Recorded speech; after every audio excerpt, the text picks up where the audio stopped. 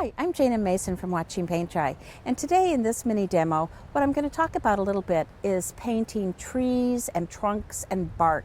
And I'm not going to go into too much detail, but one of the things I want you to think about is texture and mass.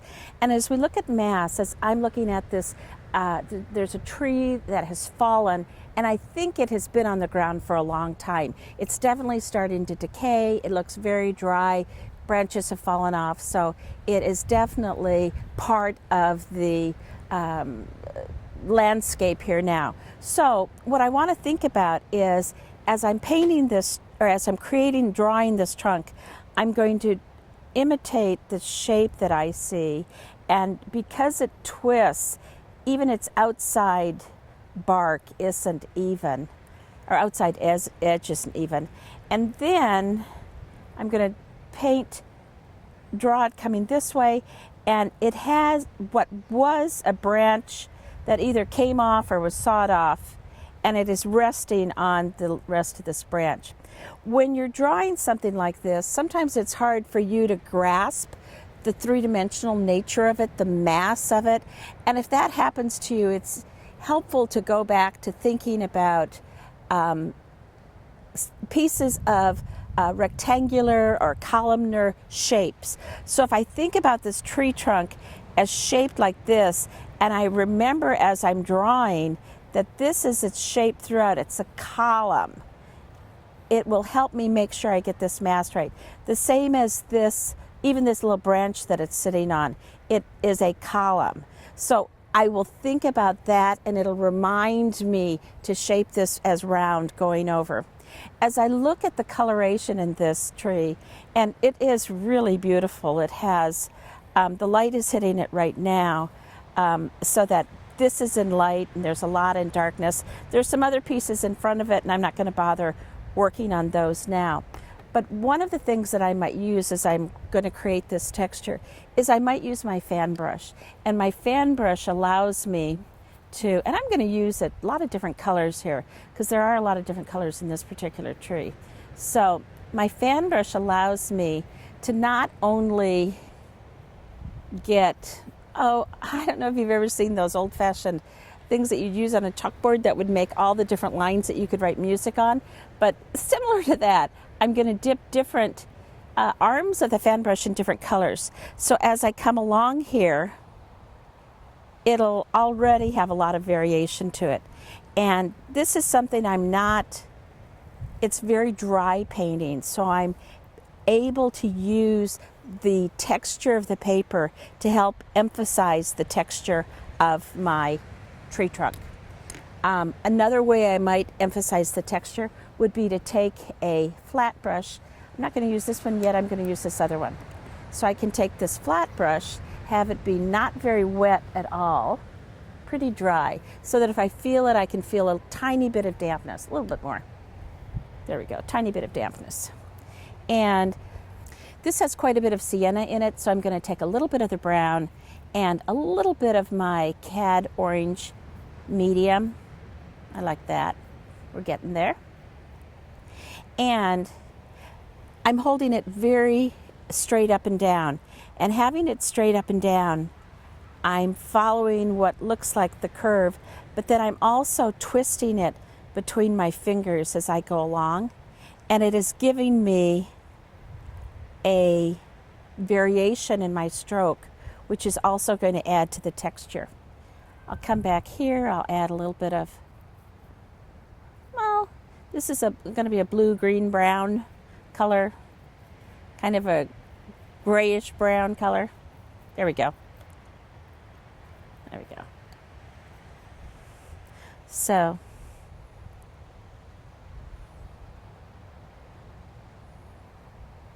and I am moving my brush up and down and changing my stroke along. It's fairly straight up, but as I turn, I'll press more and come down. And I'll follow the trunk, but I'll also make sure I'm using my imagination and following kind of where I'm thinking about or anticipating, or if you will, remembering where the bark might have been.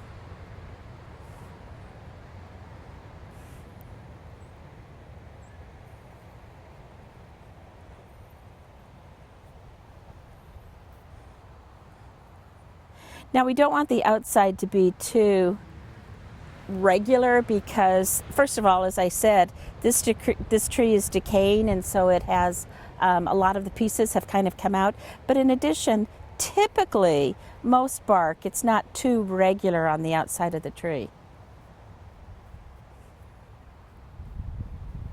I'm going to be using my round brush to paint the knothole, and of course a knothole is just where a branch has come out of the tree at some time. It's either been cut down, or it's been gone over with additional growth, or it's fallen off or something like that. There's another knothole. And I'm going to add a little bit of more color.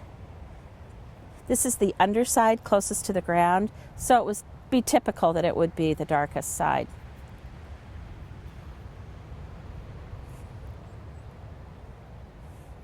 Now, if you remember, if we think about the colors I've used orange and red and purple and brown and green and yellow in this tree trunk.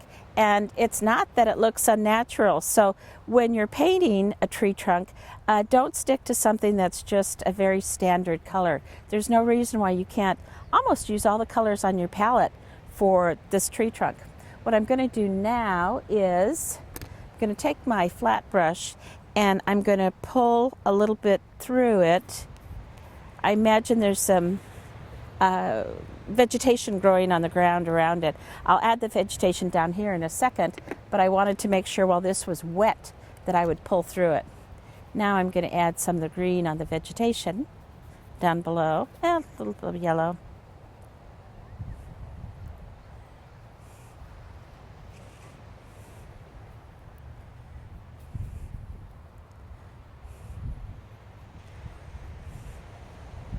Because it's sitting on this trunk, this arm, I want to make sure that's kind of grounded in something too. And I'm putting some dark colors underneath to imply the shadow. I'm not going to add much more. I just wanted to give you an idea about this. There's some really pretty little yellow flowers that we have around, so I'm going to add some of those yellow flowers.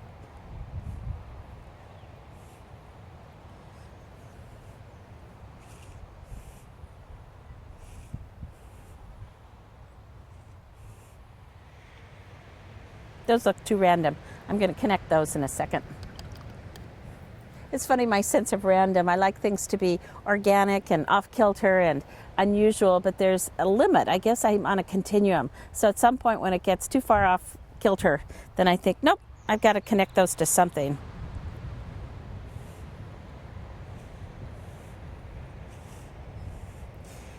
And then I think I'm just going to finish this little sketch up just by putting a little bit more dark right under here. I want this to actually truly be grounded in something rather than be up in the air here. So I think, and then just to replicate that color, I'll use a little bit more of this color over here.